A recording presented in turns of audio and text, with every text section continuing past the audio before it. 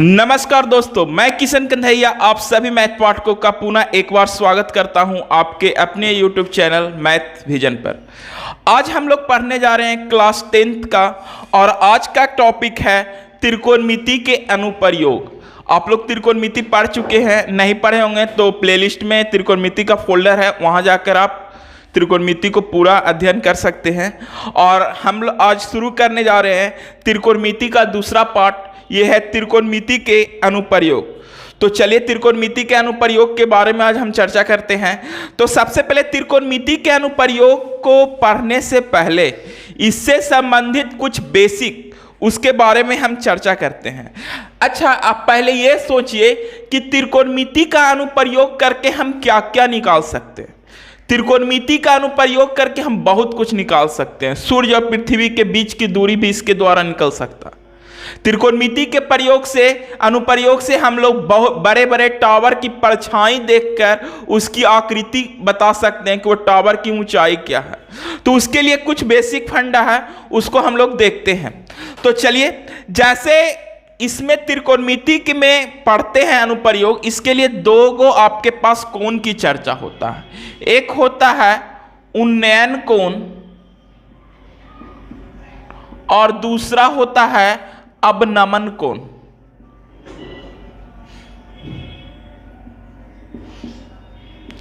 दो कोण की चर्चा करते हैं। पहला आपका हो जाता है उन्नयन कोण, दूसरा हो जाता है आपका अवनमन कोण। अब उन्नयन कोण क्या होता है और अवनमन कोण क्या होता है, इसकी चर्चा करते हैं। तो देखिए, सबसे पहले उन्नयन कोण को समझेंगे हम लोग। उन्नयन कोण होता क्या है? सपोज दैट आप मान लीजिए कि अगर आप सड़क पर चल रहे हैं, ये हमारा एक सड़क है जिस पर हम चल रहे हैं और ये यहां पर एक सोनू खड़ा है, ठीक है। तो ये अपने दृष्टि से एक सामने पटना पहुंचा है। ये पटना का क्या है, मान लिया जाए ये पटना का क्या है, सबसे ऊंचा बिल्डिंग जिसको हम लोग कहते हैं बिस्कोमान भवन। वो पटना के बिस्कोमान भवन को सड़क पर से देख रहा है और उसको पूछा कि बाबू बताओ तुम देख रहे हो, तो यहां से ऐसे ही देखेगा इसको, तो देखेगा तो इसके आंख के साथ कुछ कोण बनेगा। तो आंख के साथ कोण कब बनेगा, जब कोई क्षैतिज होगा। तो हम एक क्षैतिज की कल्पना करते हैं कि उसका आंख का सीधा एक क्षैतिज है और जिसके साथ यहां पर एक कोण बना रहा है, और यही जो कोण बनाया इसी को हम लोग कहते हैं उन्नयन कोण। क्या कहते हैं? उन्नयन कोण। मतलब कि यदि किसी वस्तु को या यदि किसी बिल्डिंग को, यदि किसी पेड़ को अगर हम नीचे से देखते हैं तो उसी को कहते हैं उन्नयन कोण।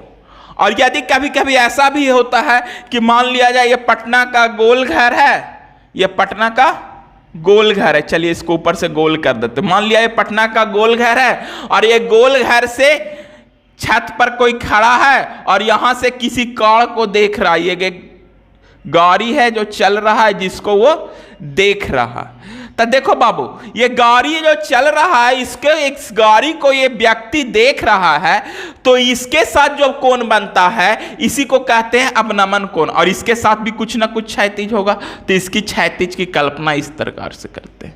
ये जो क्षैतिज होगा यही कहलाएगा आपका अवनमन कोण। क्या कहलाएगा? नमन कोण।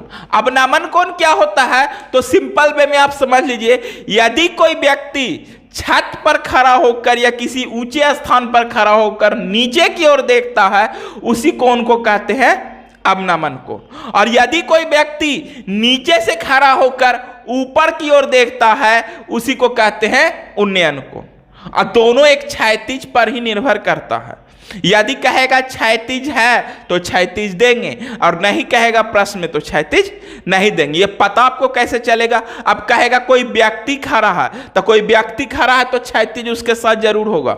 लेकिन कहेगा कि उसके क्या बोलता है, उसके शिखर का पाद बिंदु के साथ उन्नयन कोण कुछ बोलेगा, उस स्थिति में आपको क्षैतिज देने की आवश्यकता नहीं है। जैसे कुछ प्रश्न करेंगे तो समझ में आएगा। एक चीज और आप लोग 9th क्लास में पढ़े होंगे कि कहता है कि यदि कोई दो समानांतर रेखा को कोई एक तिर्यक रेखा काटता है तो एकांतर कोण बराबर होता है। ये आपका हुआ एकांतर कोण।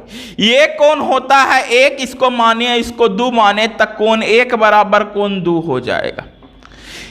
इस स्थिति में आपको ध्यान देना होगा कि जब अवनमन कोण बनता है, क्या बनता है? अवनमन कोण। तो अवनमन कोण ऊपर बनता है, लेकिन हमको ऊपर वाला कोण से कोई मतलब नहीं है। जब भी जो भी प्रश्न हल होगा वो यहां पर का कोण से हल होगा। तो देखो, ये क्षैतिज और ये सतह दोनों एक दूसरे के समानांतर होते हैं, और समानांतर होने के कारण एकांतर कोण से ये अवनमन कोण ये उन्नयन कोण के बराबर हो जाएगा।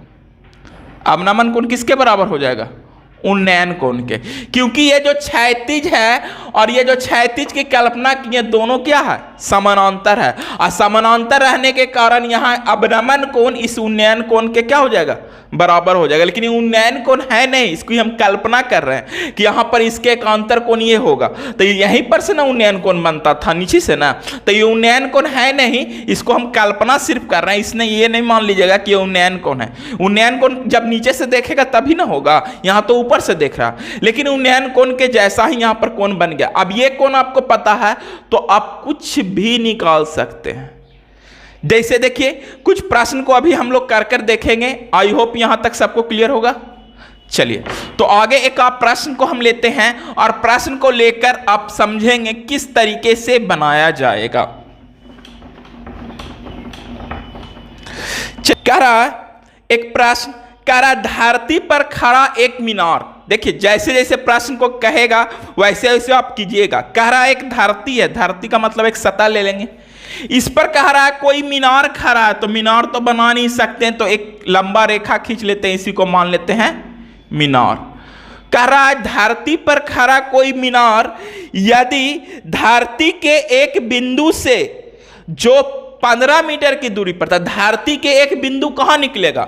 ये देखो बाबू, इसको क्या कहते हैं? ये ऊपर का हिस्सा को कहते हैं, इसको नीचे का हिस्सा को कहते हैं पाद बिंदु। पाद बिंदु, पाद का मतलब होता है पैर, और इसको कहते हैं शिखर बिंदु। शिखर, शिखर का मतलब होता है सर। शिखर का मतलब क्या होता है? सर। तो प्रश्न कह रहा है कि कोई मीनार जो धरती पर खड़ा है वो किसी एक बिंदु, जो बिंदु कहां है? इस पाद बिंदु से धरती पर कोई बिंदु होगा तो पाद बिंदु से होगा, और 15 मीटर की दूरी पर कोई बिंदु है, उस बिंदु से मीनार के साथ उन्नयन कोण 60 डिग्री का है। तब मीनार के साथ मतलब मीनार के शिखर के साथ, किसके साथ? मीनार के शिखर के साथ। अब देखो, यहां पर कोई लड़का उका खड़ी नहीं है। किसी लड़का की चर्चा किया है कि लड़का है, क्या है, नहीं है? तो लड़का नहीं है बाबू, तो वो बिंदु के साथ उन्नयन कोण बना रहा है, तो यहां पर क्षैतिज देने की आवश्यकता नहीं है। क्षैतिज कब देंगे? जब कोई लड़का खड़ा रहेगा तब। अब यहां पर कोई लड़का नहीं था, इसलिए इसको क्षैतिज देने की आवश्यकता नहीं है। इसका जो ये आधार है, ये जो हम माने वही हो गया। तो प्रश्न क्या कहना चाह रहा है? तो प्रश्न आपसे कह रहा है मीनार की ऊंचाई ज्ञात कीजिए। देखिए, प्रश्न आपको क्या कह रहा था, हमने फिगर में बना दिया। प्रश्न कह रहा था कि एक मीनार खड़ा है और उसके पाद बिंदु से 15 मीटर की दूरी पर कोई बिंदु है। अगर इसको ए मानते हैं तो यहां पर एक बी बिंदु है जो 15 मीटर की दूरी पर है। तो कहता है मीनार की ऊंचाई ज्ञात कीजिए। अब यहां पर जो बना है उन्नयन कोण, ये आपका कितना डिग्री का बना है? 60 डिग्री का कोण बना है। तो कह रहा है मीनार की ऊंचाई ज्ञात कीजिए। अब यहां पर 2-3 बातें ध्यान देनी होगी। अगर ये कोण थीटा है तो थीटा के सामने वाली भुजा को क्या कहते हैं? लंब कहते हैं। क्या कहते हैं? लंब। तो ये आपके लिए हो गया लंब। और ये जब थीटा है तो ये बिंदु, ये रेखा क्या कहला जाएगा? आधार। इसको हम लोग कहेंगे आधार, और इसको क्या कहेंगे? कर्ण। होगा कि नहीं होगा? 90 के सामने वाली, ये 90 डिग्री का कोण बना रहा है ना, तो 90 के सामने वाली भुजा कर्ण। ये आपका हो गया थीटा, थीटा के सामने वाली भुजा लंब, और ये जिस पर थीटा कोण बनता है उसको कहते हैं आधार। आपसे पूछ क्या रहा है? मीनार की ऊंचाई। किसको कह रहा है? तो यहां पर जो मीनार की ऊंचाई है क्या है? लंब है। लंब पूछ रहा है, दिया क्या गया है? आधार दिया गया। इसी को समझना है, क्या दिया गया है और क्या पूछ रहा है। समझे? क्या दिया गया है और क्या पूछ रहा है। तो यहां आधार दिया गया है और लंब पूछ रहा है। आधार दिया गया है और लंब पूछ रहा है। अब बताइए कौन सा ऐसा फार्मूला है त्रिकोणमिति के प्रयोग में नहीं, त्रिकोणमिति के अनुपात में हम लोग पढ़े थे, या त्रिकोणमिति का परिचय में tan theta sin theta cos theta पढ़े थे ना कि इसका अनुपात 7 को होता है। तो उसमें से बताइए कि कौन सा जो है जिसमें लंब और आधार दोनों की चर्चा होता है। खिड़की लंब और आधार किसमें होता है? tan। तो यानी कि हम tan का, तो tan थीटा, थीटा का मान कितना है? 60 डिग्री। तो tan 60 डिग्री, tan 60 डिग्री बराबर आपका क्या हो जाएगा? लंब बटा आधार। लंब कितना है? AC, और आधार कितना है? AB। यानी कि यहां लिखेंगे AC अब बटा के AB। अब बोलिए tan थीटा का मान कितना होता है?